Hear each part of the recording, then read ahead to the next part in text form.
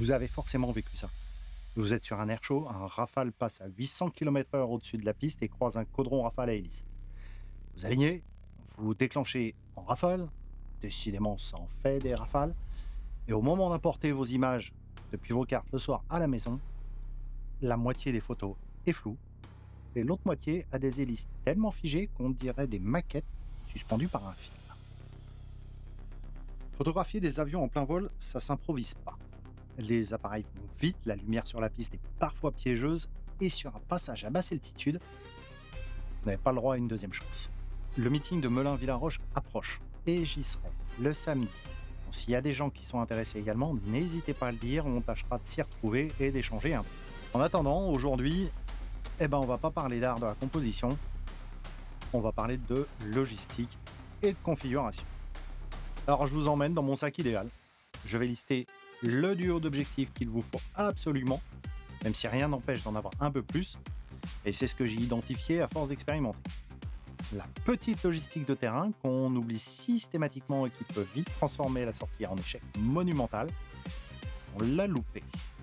Et surtout, la configuration pas à pas du boîtier.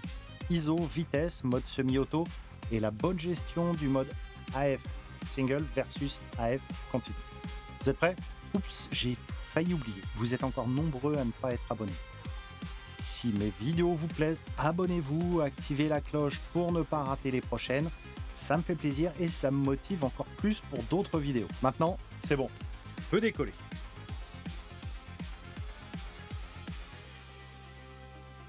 Parlons du matériel.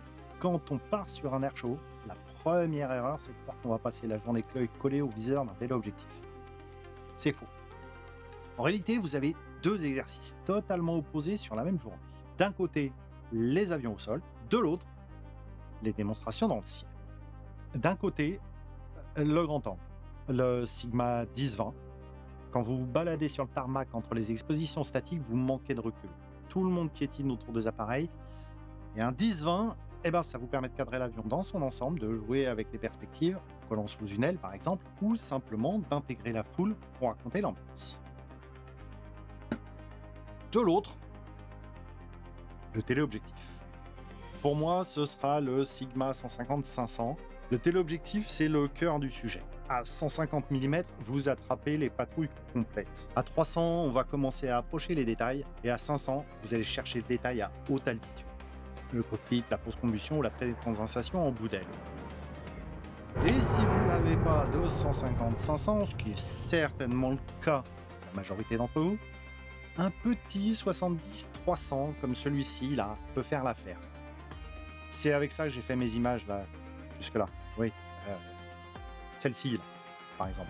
C'est au 70-300. J'ai juste eu besoin de cropper un peu pour que le sujet prenne sa place dans l'image finale. Attention, déjà qu'à 300 mm c'est sensible, mais à 500, la moindre micro-vibration se paye cash. Et c'est là que la configuration de la vitesse devient critique.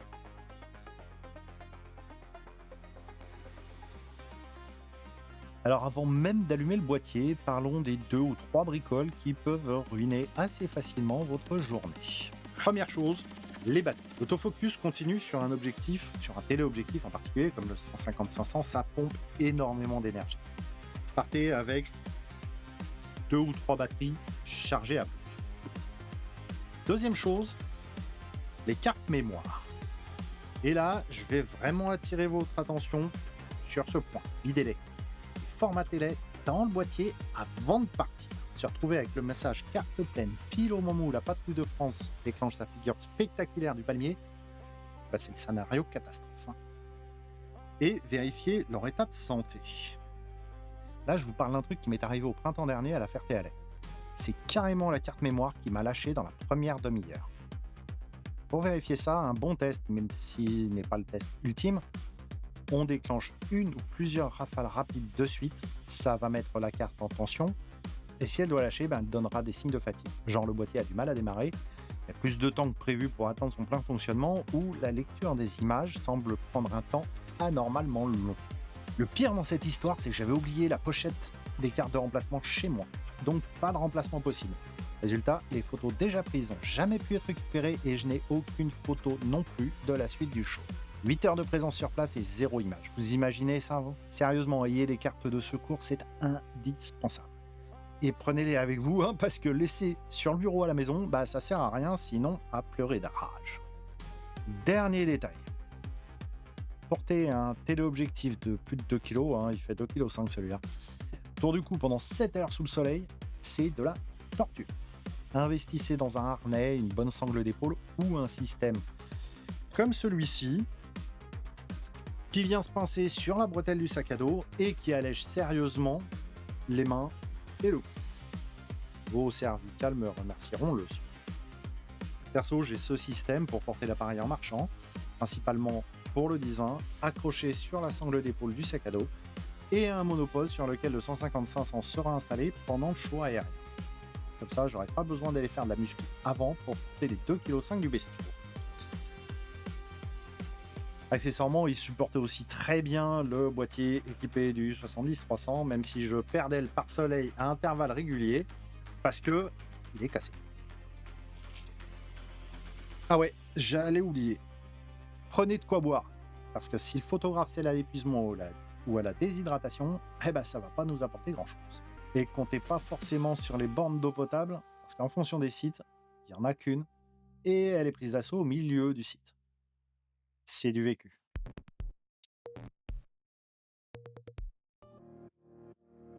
Maintenant qu'on a fait le contrôle pré-vol, passons au réglage.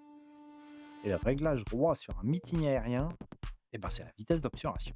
Si vous vous mettez en mode full auto, eh ben le boîtier va faire ce qu'il peut.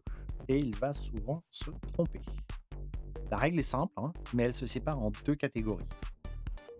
Pour les jets et les chasseurs en réaction, bah, ils sont rapides, même en passage lent, et on veut de la netteté chirurgicale.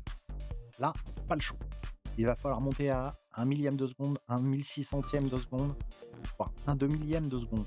L'avion file à 800 km/h, il faut figer l'image. Pour les avions à hélice ou les turbopropulseurs, techniquement, eh ben, on pourrait garder les vitesses pour les chasseurs, les mêmes. Ah ouais, avec ces vitesses, on est certain de choper l'avion en pleine netteté. Sauf que c'est un piège visuel. Si vous déclenchez au 2 millième de seconde sur un Spitfire ou un A400M, alors l'avion sera net, pas de souci, mais surtout vous allez figer le mouvement des pales. L'hélice sera immobile et l'avion aura l'air d'un jouet en plastique suspendu par un fil. Ça peut être un style, hein, cela dit, si c'est assumé. Mais à ce jeu, bah, autant prendre un statique au sol. Alors pour garder du mouvement et avoir ce beau disque de flou sur l'hélice, il faut baisser la vitesse idéalement entre un 250e et un 500e de seconde. Ça demande un peu plus de gainage pour éviter le flou de bouger, mais la photo a une toute autre allure. Tiens d'ailleurs, si ça vous intéresse, je pourrais éventuellement faire une petite vidéo sur les méthodes simples pour stabiliser vos prises de vue à main levée. Dites-moi ça en commentaire.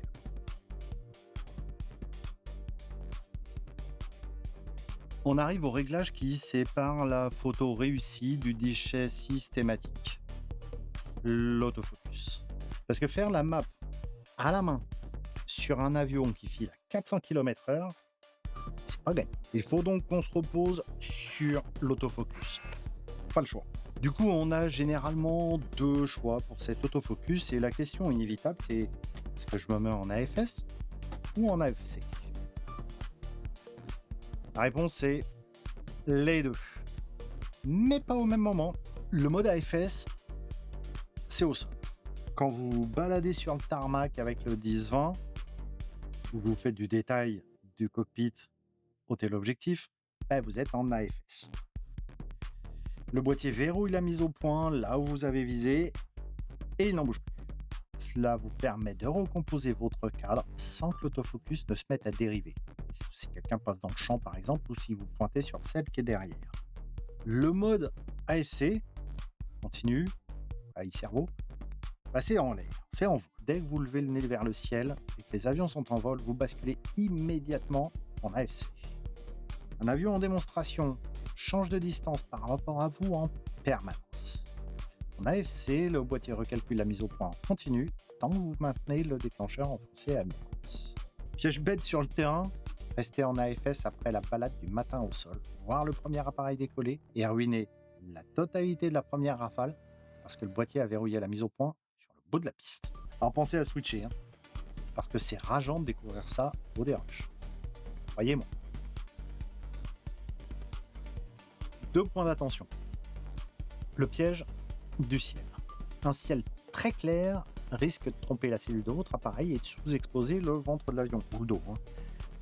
Passez en mesure de lumière pondérée centrale et gardez un œil sur votre histogramme plutôt que de vous fier aveuglément à la luminosité de votre écran arrière. Lui, il vous ment. Deuxième élément, la zone d'autofocus. Oubliez le mode full. Le boîtier choisit seul la zone de mise au point dans une grille qui prend quasiment la moitié de la surface visée. Vous risquez de voir l'autofocus s'accrocher sur un nuage ou un pylône. Choisissez plutôt une zone à effet tendu ou un collimateur central élargi. Ça dépend des marques d'appareils. Et pour appliquer ces réglages sur vos appareils à vous, je vous renvoie vers le manuel dédié à votre appareil, chaque marque ayant cette petite subtilité dans le nom du menu. Si vous avez un doute, posez la question en commentaire, on essaiera de trouver la correspondance. Verdict, AFS pour verrouiller le statique au sol, AFC pour suivre la vitesse dans le ciel. Pas d'exception.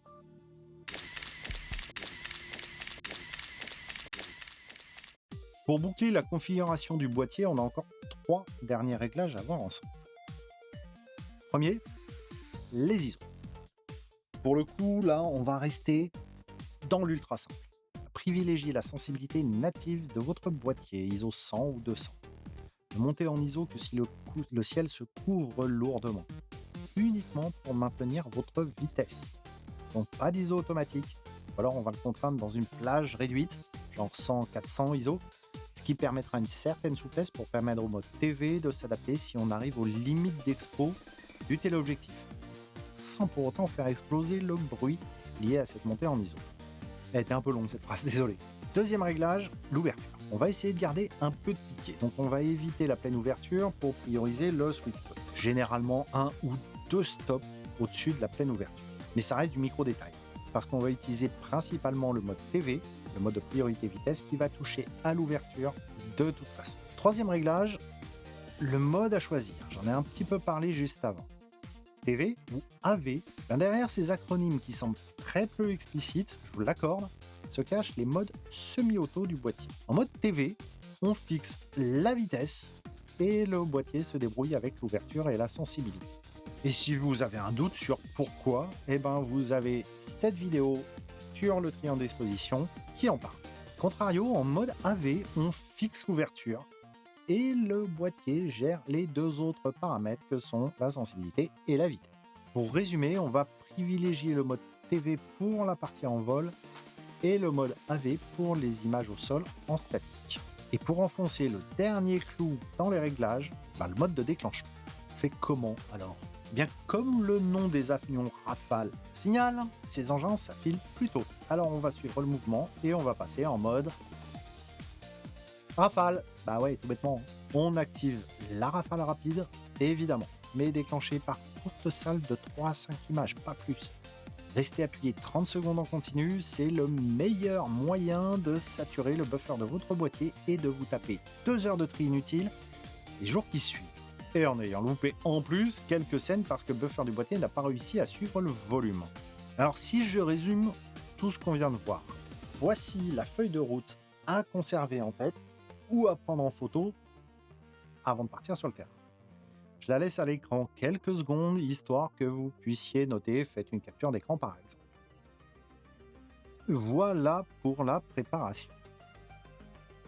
Gardez bien en tête que ces réglages sont une base de départ issue de ma propre expérience. Ça n'est surtout pas une valeur absolue et indéboulonnable. Testez, essayez, c'est le meilleur moyen de connaître son appareil et de ne pas avoir besoin de réfléchir pour un réglage en particulier.